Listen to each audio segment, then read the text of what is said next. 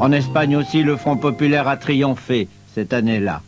En Espagne aussi, les ouvriers ont défilé dans les rues pour fêter leur victoire. Pas pour longtemps. Une rébellion militaire partie du Maroc espagnol et dirigée par un certain général Franco décide d'étouffer cette république trop à gauche. Et c'est la guerre civile. Une guerre atroce. J'aurai la victoire. Dû la moitié de l'Espagne y périr. Général Mola. Viva la muerte. Vive la mort. Général Milan Astray.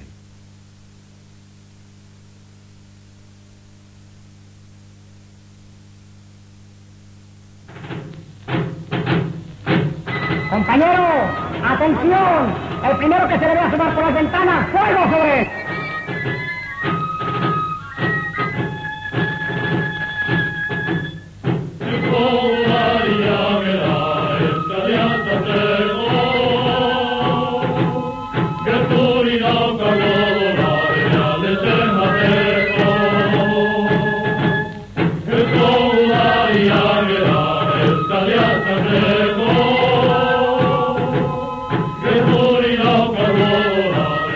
La guerre d'Espagne casse la France en deux.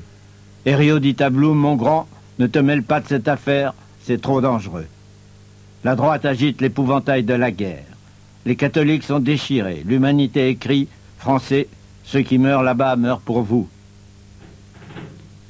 Quelques dizaines de volontaires partent à travers les cols des Pyrénées au secours de la République espagnole et fondent les brigades internationales.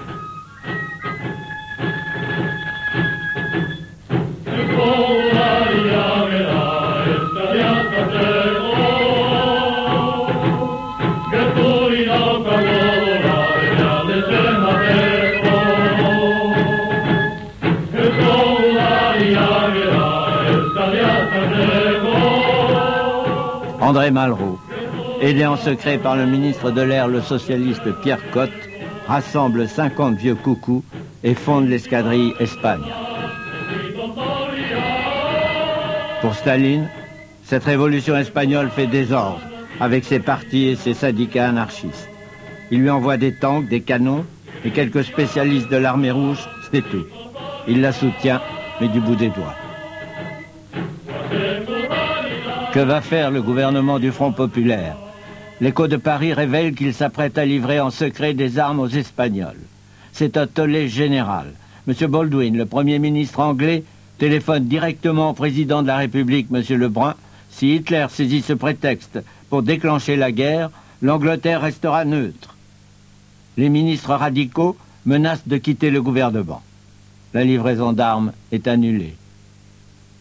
Le martyre de Léon Blum commence. Je n'en vis plus, dit-il à Pietro Nenni. Il court à Londres, à Genève, propose un pacte de non-intervention en Espagne. Les Russes disent d'accord, Hitler et Mussolini signent tous les chiffons de papier qu'on voudra et se frottent les mains. Cela ne les empêche pas d'aider ouvertement et massivement Franco. Mussolini envoie 120 000 Italiens se battre en Espagne. Salazar, 20 000 Portugais. Quant à Hitler, il offre l'arme qui donnera la victoire aux franquistes, l'aviation. Les pilotes allemands de la Légion Condor, qui bombarderont un jour Varsovie, Londres et Amsterdam, se font la main sur Madrid.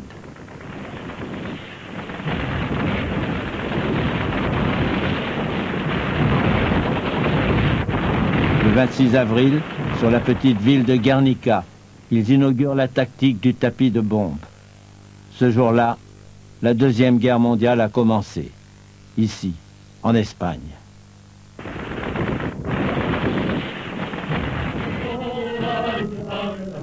À Paris, le peuple ne comprend pas pourquoi le Front populaire abandonne le Frente Popular.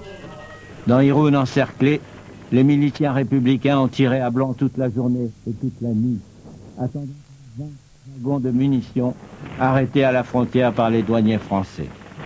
Au matin, Irún est tombé. À Luna Park, devant 40 000 militants socialistes, Léon Blum vient se justifier, des sanglots dans la voix. Est-ce qu'il y a un seul d'entre vous qui puisse croire de moi que 3 mois d'exercice du pouvoir ait fait de moi un homme autre que celui que vous connaissez depuis tant d'années? Vous savez bien que je n'ai pas changé et que je suis toujours le même? Est-ce que vous croyez qu'il y ait un seul de vos sentiments que je ne comprenne pas et que je n'éprouve pas? Croyez-vous, quand je lisais comme vous, dans les dépêches, le récit de la prise d'Irun et de l'agonie des derniers miliciens, est-ce que vous croyez par hasard que mon cœur était moins déchiré que le vôtre?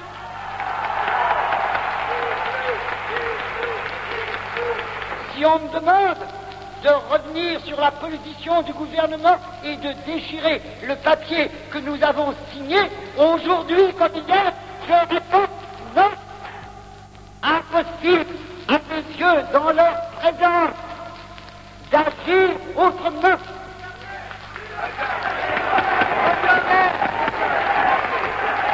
Je n'admettrai jamais que la guerre soit inévitable et fatale, jusqu'à la dernière limite de mon pouvoir et jusqu'au dernier souffle de ma vie, s'il le faut.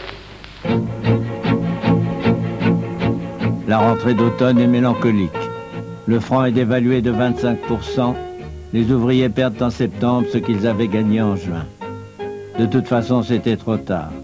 La semaine de 40 heures appliquée trop brutalement casse la reprise. Pour le Front populaire, c'est le coup de grâce, la défaite économique. L'Espagne abandonnée, le franc dévalué, que d'illusions perdues en 3 mois. Ils vont tous se retrouver une dernière fois pour l'enterrement de Roger Salengro, le ministre socialiste de l'Intérieur. Une campagne de presse l'a accusé d'avoir déserté son poste pendant la guerre de 14-18. Ses nerfs ont lâché, il s'est suicidé. Ce sont leurs illusions qu'ils enterrent ce jour-là.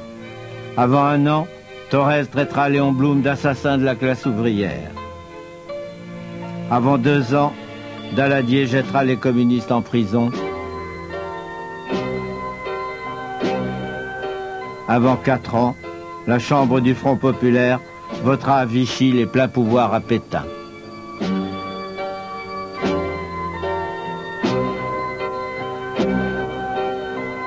Et pourtant, quelque chose a changé et pour toujours au cours de ces chaudes journées de l'été 1936. En 73 jours, 135 lois ont été votées. Elles n'ont pas changé la société, les patrons sont toujours les patrons, les ouvriers sont toujours les ouvriers, mais elles ont transformé la condition des travailleurs. Jadis, ils n'avaient que des devoirs. Depuis juin 36, ils ont aussi des droits.